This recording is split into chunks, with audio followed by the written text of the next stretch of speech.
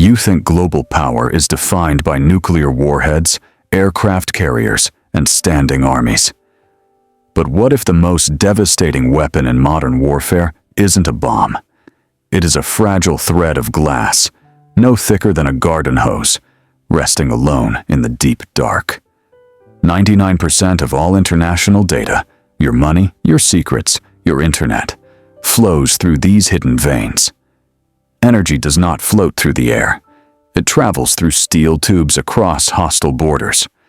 Supply chains are not abstract concepts. They are physical choke points, controlled by the highest bidder. In the 21st century, nations do not need to invade to conquer. They simply need to turn a valve, cut a wire, or deny a docking permit. This is the race to build and control the operating system of the planet. From the codes that move billions of dollars to the satellites that guide precision missiles. We call it infrastructure. The superpowers call it leverage. Welcome to the hidden war for the world's wiring. This is geopolitical infrastructure. To understand this war, we must first redefine the battlefield. We tend to think of infrastructure as passive, concrete, steel, asphalt, silent tools of commerce that simply sit there. But in geopolitics, infrastructure is never passive. It is a projection of will. History proves this. All roads led to Rome not by accident, but by design. The Silk Road was not just a trade route. It was the nervous system of the ancient world. The British Empire didn't just rule the waves. It ruled the rails and the telegraph lines. They laid the first undersea cables to ensure London knew about a crisis before anyone else. Control the network, and you control the timeline of history. This principle hasn't changed. Geography dictates the board. We call these choke points. The Strait of Malacca, the Suez, the Panama Canal, narrow arteries where global flow can be strangled. In the 20th century, the veins of power became pipelines. Energy infrastructure creates dependency. If I build your pipeline, I own your winter. Today, the physical has merged with the digital. The new iron roads lie on the ocean floor. Fiber optic cables carry 99% of international data. They are the spine of the global economy. But infrastructure has evolved beyond what we can touch. It is now the swift banking codes that allow money to move across borders. It is the GPS constellations that tell our planes where to fly and our missiles where to strike. This brings us to the core concept of modern geopolitics. Dual use. A commercial port can become a naval base. A civilian 5G tower can become a listening post. When a superpower builds a bridge in a developing nation, they aren't just pouring concrete. They are laying a foundation for political loyalty and long-term debt. This is the logic behind the greatest infrastructure project in human history, the Belt and Road. But the West is waking up. The realization that supply chains are actually chains. We built a world on the premise of efficiency, just-in-time delivery, borderless trade. That era is over. We are entering the era of redundancy and security. Control over the raw materials, lithium, cobalt, copper, is the first trench in this new war. Because without the raw infrastructure, the digital age collapses. We are witnessing the splinter net, a bifurcation of the world's wiring into opposing camps. The map is being redrawn, not with borders, but with standards, protocols, and pipelines. So, who are the architects of this new world order? And what is their endgame? To understand the battlefield, we must first understand the weapon. For decades, we believed a lie. We were told that infrastructure was neutral, that pipelines and cables were merely dumb pipes designed for efficiency. Globalization was sold as a rising tide that would lift all boats. We traded redundancy for optimization. We traded security for speed. But in the eyes of a strategist, connection is not just cooperation. Connection is vulnerability. scholars call this weaponized interdependence. Networks are not flat webs. They are hubs and spokes. And if you control the hub, you control the flow. This is not new. In the 19th century, the British Empire did not just rule the waves, they ruled the cables. London ensured that all information passed through British hands before reaching the rest of the world. It was the original surveillance state. Today, the technology has changed, but the geography of power remains stubbornly physical.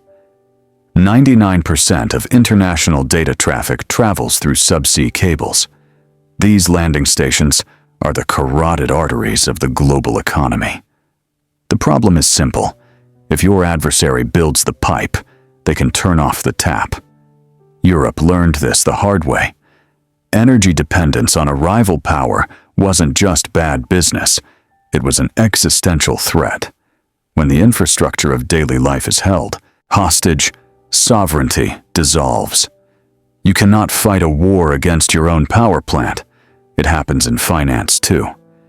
The ability to deplatform an entire nation from the global banking system is a nuclear option that leaves no radiation.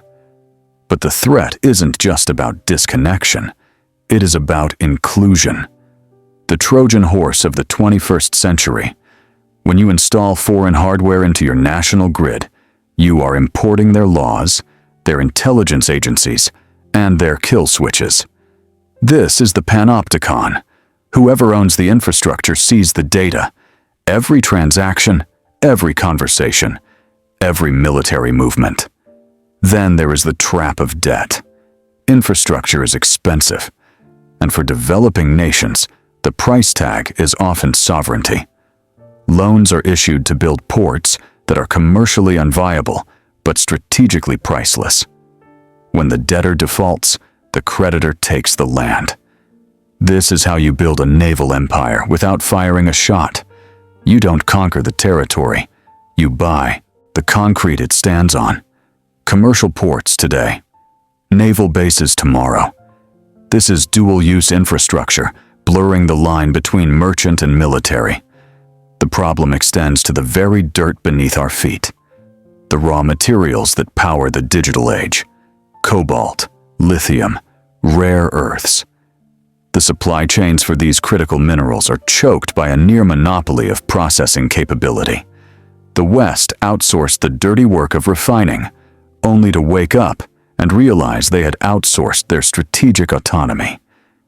This creates a world where foreign policy is dictated by supply chains. You cannot sanction the hand that feeds your grid.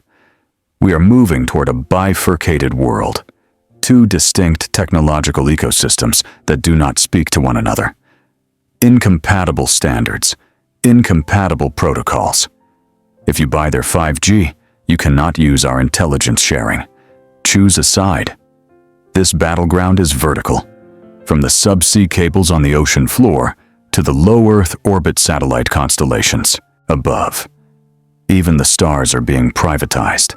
Whoever provides the internet from the sky controls the narrative on the ground. The infrastructure is the target. In a hyper-connected world, the front line is everywhere. Your toaster, your dam, your hospital. We built a world of glass houses, and then we handed stones to our competitors. The vulnerability is systemic. So, why does this infrastructure exist in this way? Because power abhors a vacuum. Nations realized that territorial conquest is messy and expensive. Infrastructure conquest is clean, profitable, and invisible. The problem isn't just that the wiring is broken, it's that the wiring is working exactly as intended by those who laid it. We are living in a cage built of convenience, and the architects are asking for the rent. Who are these architects? Let's meet the builders of the New World Order.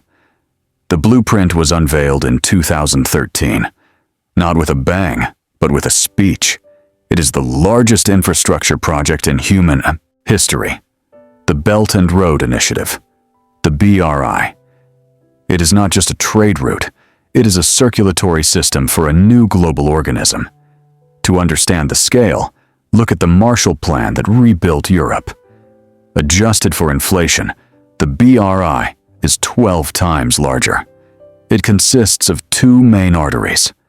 The belt is overland, a network of iron and asphalt piercing through Central Asia. And the road is actually maritime, a chain of deep-water ports stretching from the South China Sea to the Mediterranean. Take Gwadar in Pakistan, once a sleepy fishing village, now the crown jewel. It is not just a commercial dock, it is the terminus of the China-Pakistan Economic Corridor, a $62 billion shortcut. Before this, China's energy had to pass through the Strait of Malacca, a choke point controlled by the US Navy. Gwadar breaks that cage. In Europe, the entry point is Piraeus, Greece. State-owned COSCO Shipping bought the controlling stake. It is the dragon's head in Europe. Physical foothold inside the NATO alliance and the EU single market. Then there is Djibouti. Here, the line between commercial and military vanishes completely. China's first overseas military base sits just miles from the American Camp Lemonnier. The infrastructure serves both trade and power projection, but concrete is only half the story. Running alongside the rails and roads is the Digital Silk Road. Huawei and ZTE are laying the nervous system of the global south. Subsea cables, 5G towers, and data centers. Whoever builds the network defines the standards, and whoever defines the standards owns the data. This infrastructure exports a model of governance, smart cities that double as surveillance states. But this ambition comes with a price tag. Welcome to Hambantota, Sri Lanka, the world's emptiest international airport. When Sri Lanka couldn't pay the bill, they didn't just default. They handed over the port and 15,000 acres of land to China for 99 years. Critics call it debt-trap diplomacy, predatory lending designed to seize strategic assets without firing a shot. For a decade, the West watched this happen, sleeping at the wheel, until they realized the map had changed. The counteroffensive has finally launched. The G7's Partnership for Global Infrastructure and Investment. The flagship project? IMEC. The India-Middle East-Europe Economic Corridor, a rail and shipping route designed to rival the Suez Canal and bypass the BRI. It links the rimlands of Eurasia. It's not just rails. It includes a hydrogen pipeline and high-speed data cables. A clean energy corridor. But the logistics are a nightmare. Ship to rail, rail to ship. Every transfer point adds cost and time, and it runs through one of the most volatile regions on Earth. Politics can sever these arteries in an instant. While the West looks to the Middle East, another route is opening up above us. The Polar Silk Road. Climate change is melting the ice, creating a shipping lane that cuts weeks off the journey to Europe. Here, Russian icebreakers escort Chinese merchant fleets, a partnership of necessity frozen in ice. Beneath the waves, the battle is even fiercer. 95% of international data travels through undersea cables. The West has dominated this domain for a century, but new lines are being laid that bypass Western intelligence hubs. In South America, the Bioceanic Corridor aims to link the Atlantic and Pacific, funded largely by Beijing. This isn't charity. It's about soy, lithium, and iron ore. Resources flowing directly to the factory of the world. To fund all this, new financial institutions were built. The AIIB, a direct challenger to the World Bank, and IMF. The ultimate goal? To make the renminbi the currency of global infrastructure. But the cracks are showing. Poor quality construction, corruption scandals, and stalled projects litter the map. Nations are waking up to the cost. Malaysia canceled pipelines. Pakistan is renegotiating. The rent is too high, and the environmental toll is staggering. While the West preaches green energy, The BRI has exported coal plants globally. We are left with two competing offers.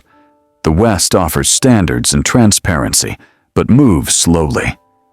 The East offers speed and cash, with no questions asked about human rights, but with strings attached to sovereignty. The world's wiring is becoming duplicated. 2 internets, 2 trade systems, 2 grids. Efficiency is being sacrificed for redundancy. We are building a world designed for conflict, not cooperation.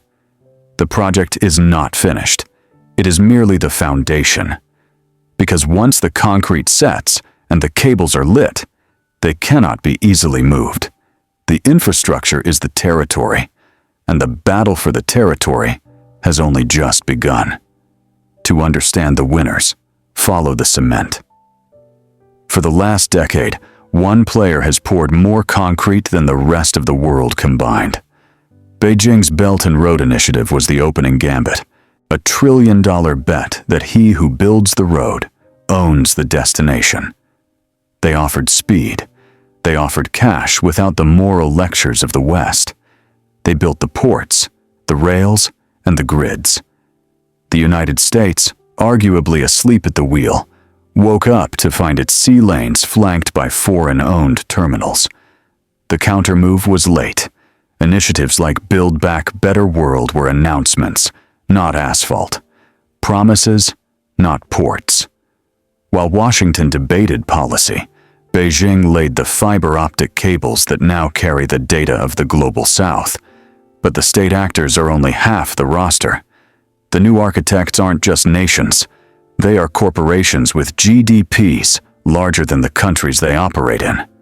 Look at the undersea maps. The cables aren't laid by the Navy anymore. They are laid by Google, Meta, and Microsoft. Look at the sky.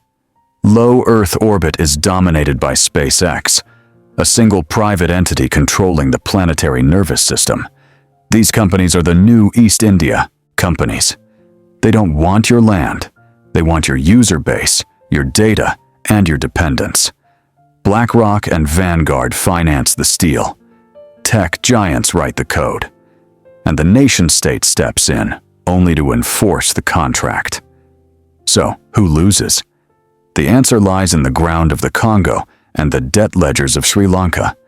The developing world was promised modernization. What they got was a mortgage they could never repay. When the cash runs out, the collateral is called in. Ports are seized. Sovereignty is sliced off acre by acre to pay the rent. This is infrastructure as a weapon of foreclosure, a hidden battleground where the territory is lost without a single shot being fired. And the loss is not just physical, it is political. When your internet backbone is built by a foreign power, your secrets are no longer yours. The winner takes it all. The builder gets the data, the trade routes, and the political allegiance of the debtor.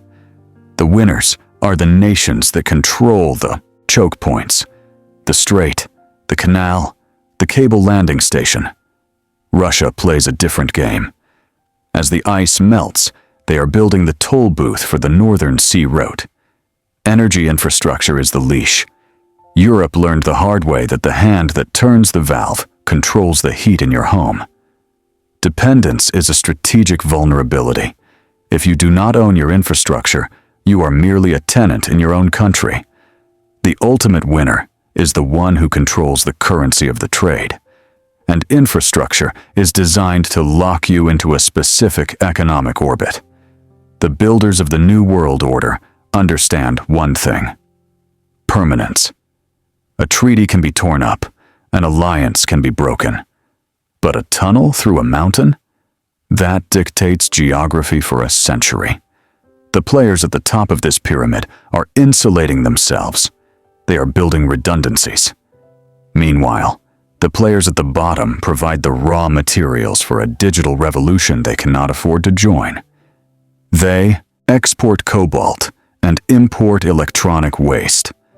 The cycle of extraction has been digitized, but the hierarchy remains. This is the hidden inequality, the divide between those who own the network and those who are merely caught in the net. We are witnessing the greatest transfer of strategic assets in history. The map is being redrawn, not by war, but by wire, not by treaties, but by terminals. And for the players who find themselves on the wrong side of the connection, the threat is no longer invasion, it is disconnection. The flip of a switch in a capital city 5,000 miles away. The winners have built the cage, the losers are living in it. But every system has a flaw. Every network has a vulnerability. And as the tension tightens, the players are about to realize that the infrastructure they built to control the world is the very thing that might destroy it. But the bill for this control is coming due. And the currency is not always cash. We call it development. But in the corridors of intelligence agencies, they call it leverage. The most dangerous infrastructure is the kind you cannot afford. This is the debt trap. When a nation borrows billions to build a bridge it doesn't need, using money it doesn't have, the lender eventually comes to collect. And if you cannot pay with currency, you pay with sovereignty. Ports are leased for 99 years. Airports are handed over. The territory is quietly annexed by the ledger. Yet, physical territory is only half the risk. The deeper threat flows through the silicon. If a foreign power builds your 5G network, they do not just carry your data. They own it. The back door is built into the brickwork. This creates a kill switch, a digital leash that can be pulled from a capital city 3,000 miles away. We have connected our power grids, our hospitals, and our banks to a single global nervous system. And that system is fragile. It is not just hackers we fear. The physical veins of globalization are impossible to defend. A single ship dragging an anchor, a covert submarine operation. One cut cable can blind a continent. One blown pipeline can freeze a nation. And then, there is the enemy we cannot sanction. Nature itself. In our rush to pave the planet, we have ignored the ground beneath our feet. Infrastructure displaces communities. It creates winners, but it creates millions of refugees. We built our critical arteries on coastlines that are sinking. The system is stretched too thin. Efficiency has replaced redundancy.